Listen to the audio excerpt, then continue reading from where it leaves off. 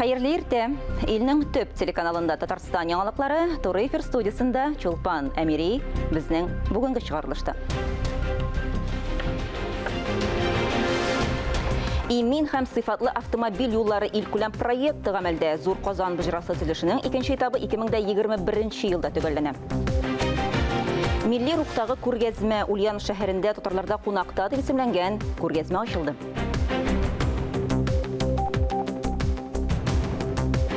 Дини гыйлемнәрне арттыралар. Мамадыш мәдрәсәсендә яңа уку елы башланды.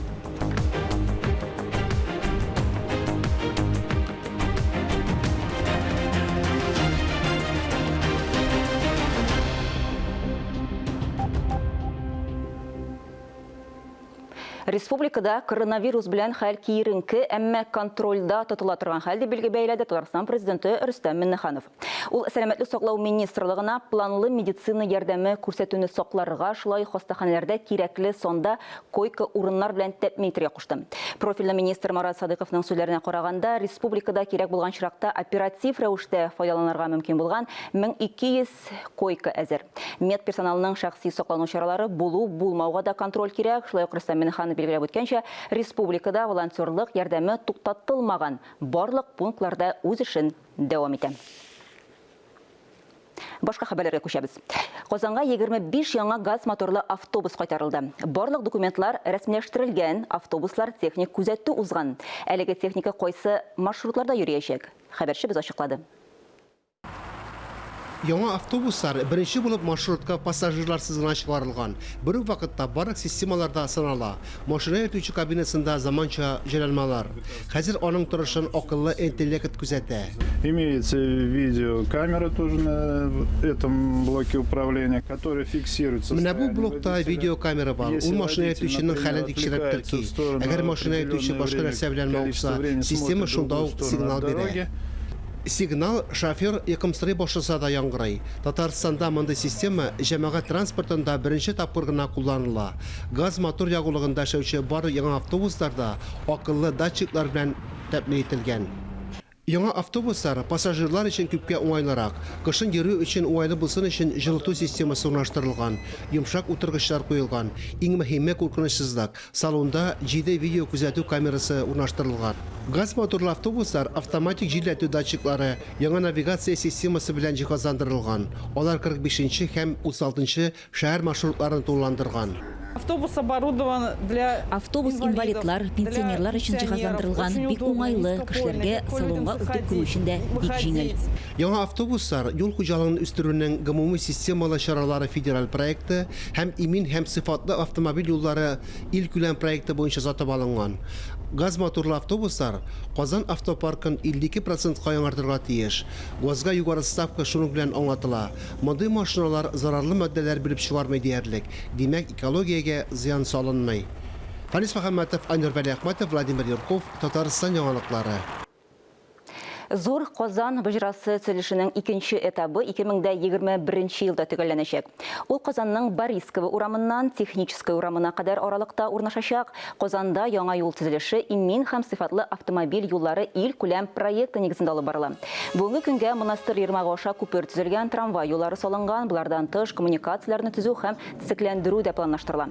Быел исә Зур Казан бөҗрасының беренче чираты ачылды инде. Мидхәт Булатов урамыннан Борисково урамына кадәр яңа юл участогына ТАИССРның 100 еллыгы магистрале исеме бирелде. Яңа юлның озынлыгы 800 метрны тәшкил итә. Кайгылы хәбәр. Татарстанның халык артисты, күренекле педагог, Татарстан дәүләт җыр һәм бию ансамбле хормейстеры Венера Гәрәева вафат булды. Аңа 77 яшь иде. Бу минутларда Татарстан урамының 52-нче йорт ишек алдында мәрхүмә белән хушлашу бара. Венера Гәрәева туган авылы зиратына Саба районының Өчиле авылында җирләнәчәк.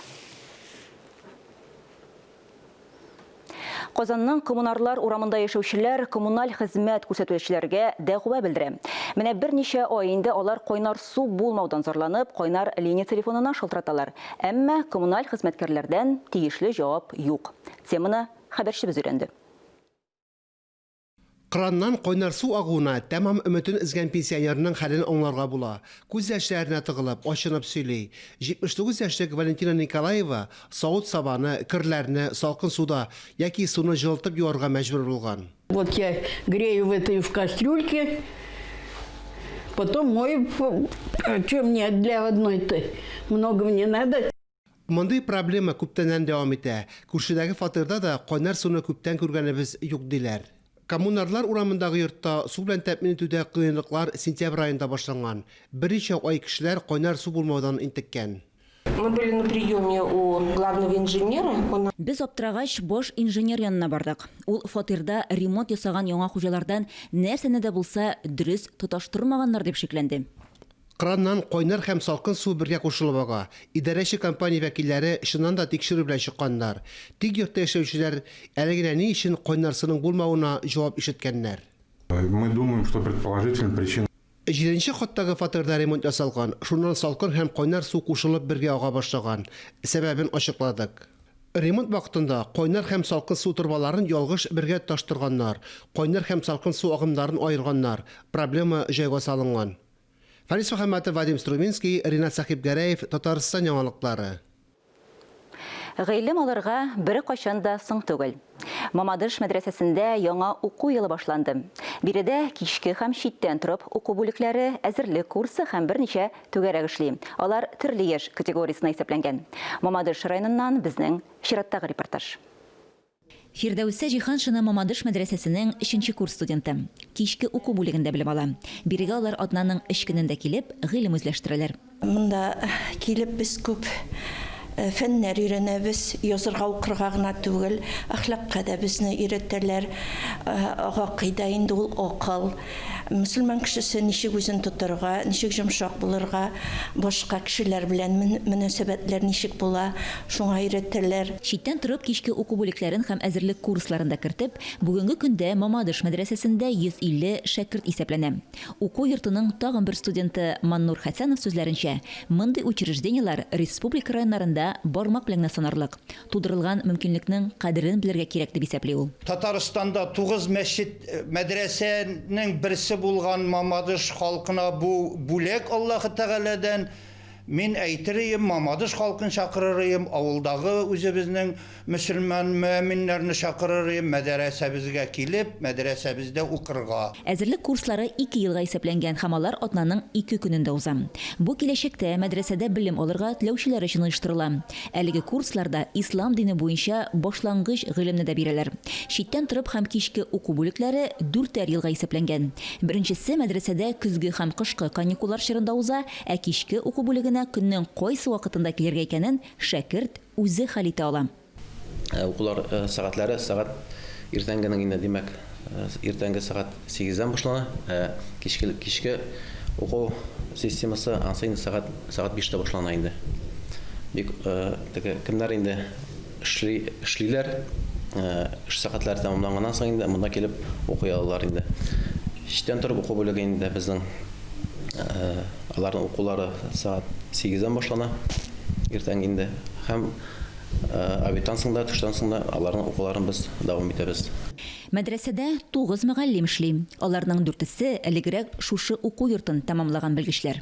Безнең мәдрәсә ул киң катлам халык өчен ачык. Монда инде безнең яшь категориясы чикләнмәгән гомумән алганда уку өчен өлкәннәр дә йөри ала, урта яшьтәгеләр дә йөри ала, хәтта менә кичкенә балалар да йөри ала ял көннәрендә. Бу инде бик зур форсат. Аның өчен әле тагын өстәвенә безнең төп уку юнәлеше белән берлектә түгәрәкләр оештырылган. Ул түгәрәкләр дүшәмбе көнне, сишәмбе көнне өйләгә кадәр, өйләдән соң да бар тәфсир фәне буенча, һәм хадис фәне буенча, һәм гарәп графикасы буенча яңа баштан алфавитны өйрәнеп, гарәпчә укырга өйрәнү буенча, һәм дә инде алар ирләр өчен аерым, хатыннар өчен аерым бар. Коръәнне белүчеләр өчен тагын форсат тудырылган, тәҗвид белән яхшайтып Коръән укырга өйрәнү форсат тудырган ирләргә дә аерым һәм хатыннарга да аерым. Шәкертләрнең күпчелеге шәһәрдә һәм Мамадыш совхозы бистәсендә яшәүчеләр. Шулай ук Арташ, Иске Камазан, Шүләнгәр авылларыннан килеп укучылар да бар. Чулпан Әмири, Татарстан яңалыклары, Мамадыш районы. Ешел Үзән районы Исаково авылындағы этнографик музей территориясында урнашкан Татар авылындағы мәчеткә тантаналы рәвештә ой қойылды. Шарадан Эльвира Жамалетдинова язмасы. Россияда кодексыз төзелгән бердән-бер Аллах йорты ул. Татарстанга кергәндә бу беренче мәчет инде Мәскәү ягыннан килгән кунакларны каршы отырган мәчет беренчедән шул. Икенчедән бу мәчетне без бер кодексыз төзедек. Ул белдергәнчә, музейда көнкүреш әйберләренең күбесе өчен току станогы, гармон тальяннар, төрле эш кораллары, шул исәптән борынгы субай сугу җыелмасы.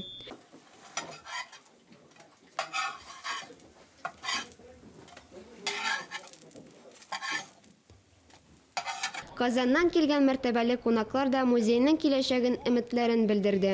Менә бу ачык һавадагы музей комплексы ул аерым бер игътибарга лаек. Төрле мөнәсәбәтләр булырга мөмкин. Беренчедән һичшиксез без үткәнне ничек бар шундый бер аның нөсхәсен без сакларга тиештер дип уйлыйм мин.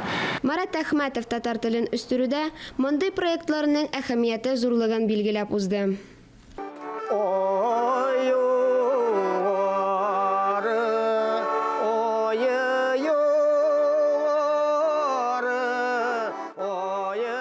Эльвира Жамалетдинова, Тахир Хасанов, Яңалыклар. Актаныш районында Казан дәүләт аграр университеты профессоры Харис Мусин үзенең студентлары белән 2 көн дәвамында авыл җирлеге башлыкларын яшелләндерү серләренә өйрәтте. Галимнең әйтүенчә, Актаныштагы яшелләндерү стиле нәкъ Европадагыча икән. Харис Гайнетдин улы Актанышка әле 3нче тапкыр гына килә. Һәр юлы Актаныш белән хызырланып йөрүен яшермәй. Район үзәгендә яшеллекнең аеруча миләш агачларының күп булуын әйтте. Миләш агачы гел файдадан гына тора, дип уку вакытында миләш агачының үзенчәлекләре белән таныштырды. Актанышның яшеллегенә үзгәреш кертергә кирәк түгел, әмма сәтмәләр кертергә киңәш итте.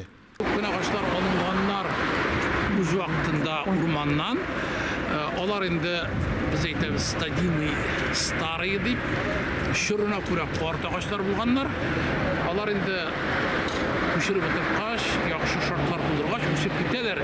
Ну, авыру үсәләр. Менә бу яктан минем инде бер-ике предложением бар. Актанышта бер яхшы питомник булдыра кирәк.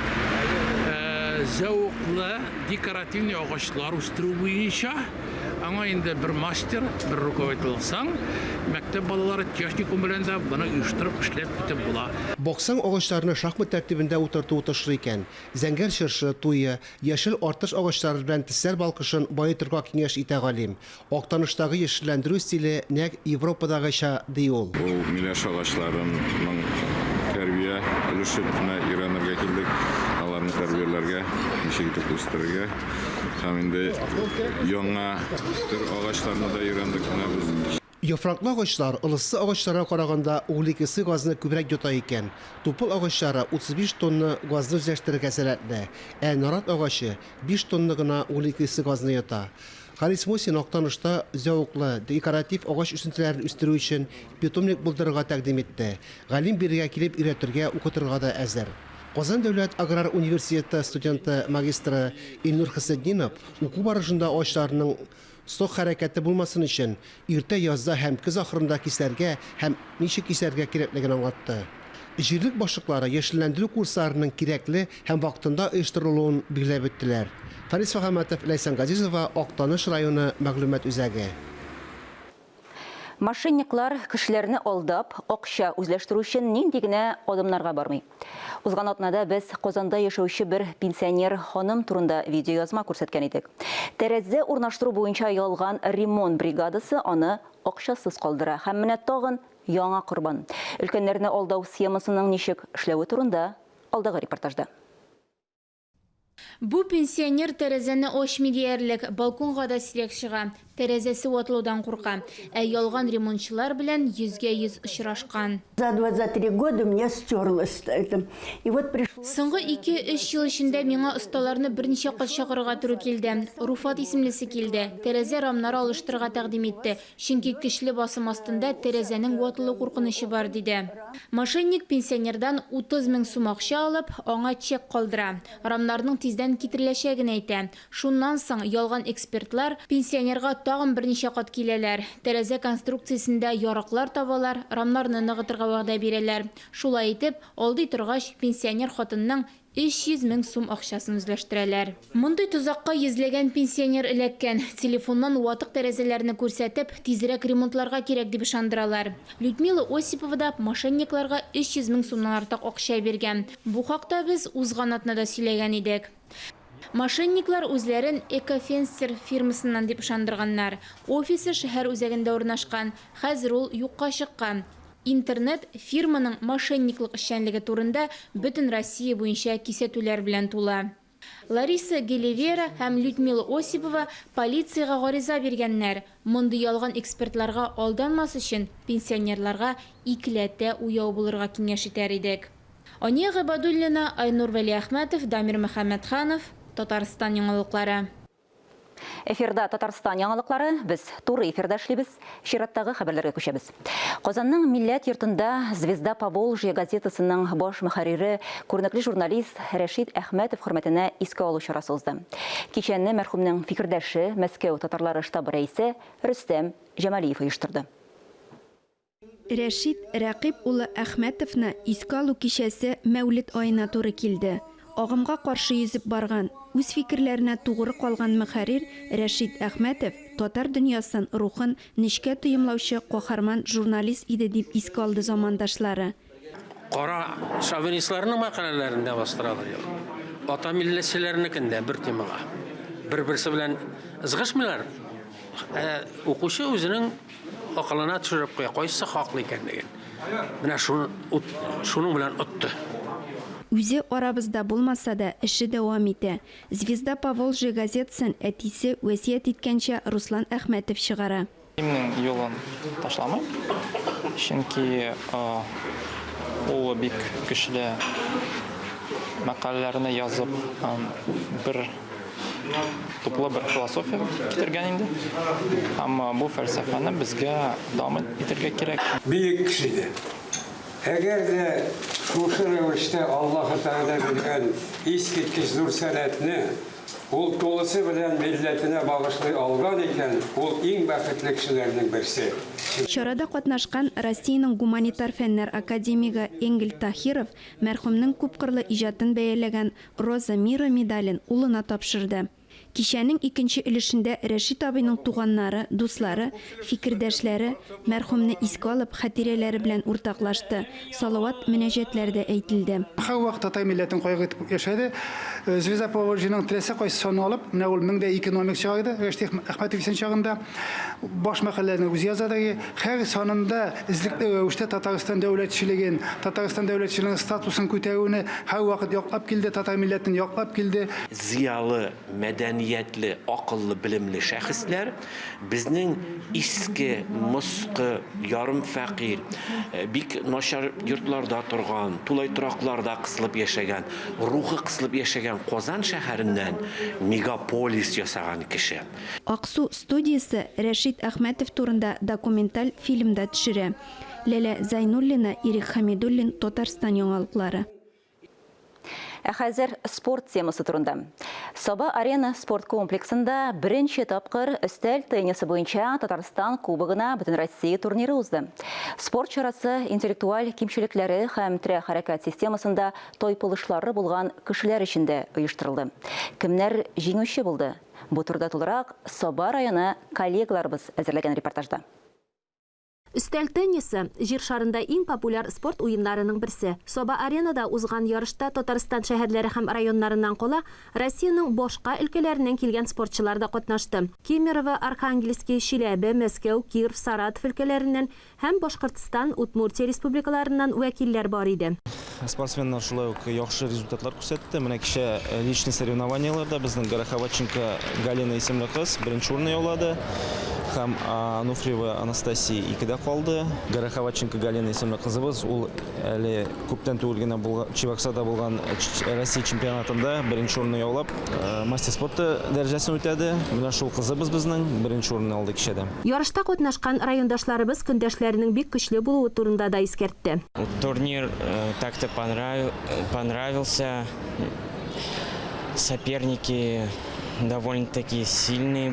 Кандидат мастер спорта выполняет чемпионат России үшін.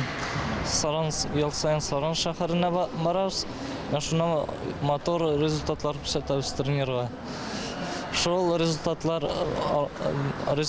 белән тренер да ала стипендия һәм без дә алабыз. Шундай мотор результатлар күрсәткән өчен biz тренерга бик зур рәхмәтле. Бүтін Россия ярышына Татарстан Республикасы инвалидлар спорт җәмгыяте рәисе Фәрида Сафиуллина да килгән иде. Ул районыбызда чараны оештыруга үз бәясен белдерде.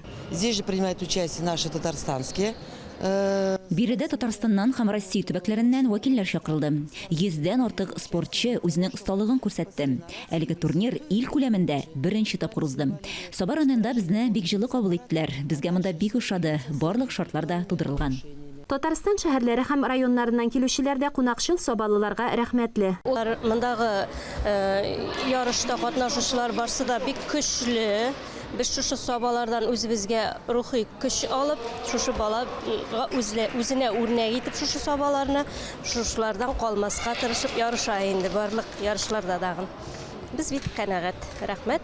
Şunday yarışları uyuштыручыларга. Балалар сәламәтләнсен өчен аларга яшьтән спорт һәм физкультура белән шөгыльләнергә кирәклеген бар ата-аналар да аңласыннар иде.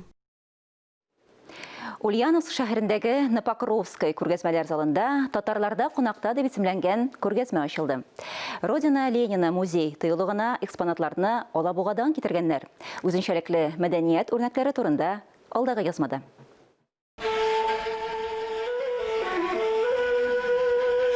Экспозицияда 180-ге якын музей әйбере, рәсем сәнгате, бизәнү әйберләре, милли костюмнар. Әлеге сәнгать әсәрләре республика осталары тарафыннан булдырылган. Чтобы все понимали Мәдәниятны барыбыз да аңласын, аның турында кешеләр күбрәк белсен өчен кирәк бу күргәзмә. Россиянең күп төрлелеген күрсәтә торган байлык ул. Ульяновск күргәзмә килә торган 4нче шәһәр. Моның алдыннан экспонатларны Екатеринбургта, Оренбургта һәм Кырымда караганнар. Музей заллары ачылган көнне кешеләр белән тулган.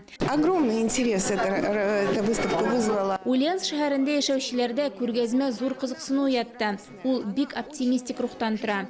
Миңа калса, ул тамашачылар өчен зур бүләк. Күргәзмәнең беренче көнендә традицион бүләкләр алмашы булды. Вернисажда 2 музей тыюлык, Ульяновск һәм Алабуга арасында хезмәттәшлекне ныгыту турында сүз куештылар. Уңайлы залда төрле милләт вәкилләре үзара фикер алышты. Бу халыклар арасындагы дуслыкны тагын бер кат раслаган үзенчәлекле очрашу булды. Ания Габадуллина, Павел Игнатьев, Дамир Губеев, Татарстан яңалыклары. Әлеге сәгатькә шундый яңалыклар иде. Мин Чулпан Әмири бүгенгә сезнең белән саубулашам. Сау сәламәт булыгыз. Үзегезне һәм якыннарыгызны саклагыз. Иртәгә шул ук вакытта, иртәнге сәгать 9-да очрашырбыз.